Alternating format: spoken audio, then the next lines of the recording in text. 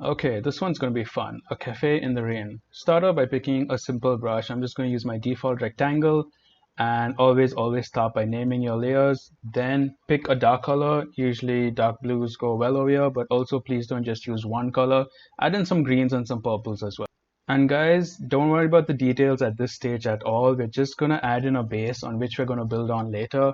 So what we got to do is now take the rectangular selection tool, and here's where we're going to add the lighting just to give us an idea on where the cafe is going to be. So you can add in some pillars, some doors, just to give you yourself an idea and to create this base on which you can come back and then start making it recognizable by adding in some ladders, some railings, some air vents, or anything you want just to give it the piece some context. And just relax at this stage. Don't be like, oh my God, it looks so bad, and then throw it away. Nah, it's all gonna come together. Don't worry about it.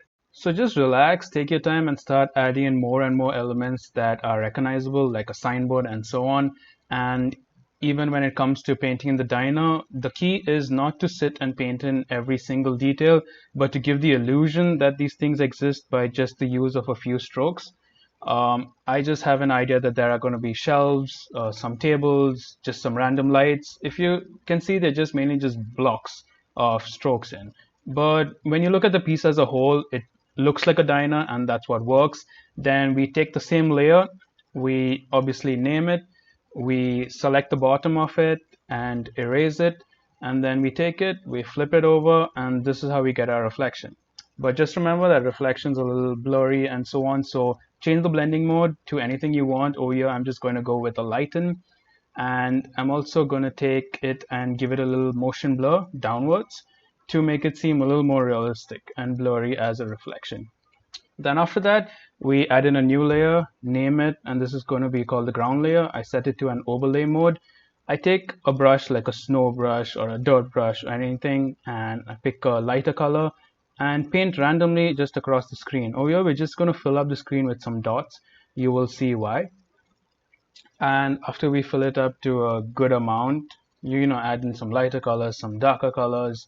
Then we take it, we transform it, set it to distort and skew it into place to get our ground. After that, we just start entering some more context into this image. So pick a cool font. Procreate is full of them. The coffee shop, very generic, but I think it works. And to add in the rain, paint in a few strokes downward, duplicate it, copy it all over the place. Don't paint the whole rain, please. Nobody does that.